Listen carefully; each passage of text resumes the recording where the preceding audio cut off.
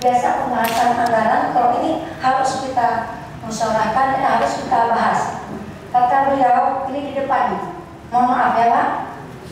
Kata beliau, Bu, ini mendadak.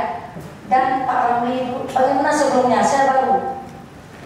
Bang, dan baik Bang Diki, bodoh kalau lekan bukannya oleh. Belum baru. Pergi soal dengan biasa tiba Pak Ramli Pak Kebun lekan nama lah Pak Ramli. Nyumbang belum pilih lor. Jadi biasa Pak Diki urinong yang kedua, galak-galak orang belum mudah berpatilah. Galak-galak bahas ngomong.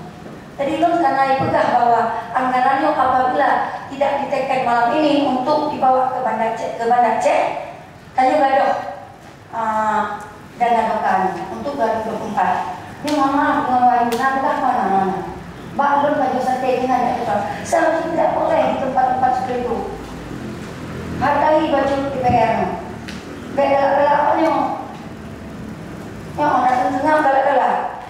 Yang anak memang ketua DPR walaupun minum raya itu lawan. Lanjut Bang. Nah,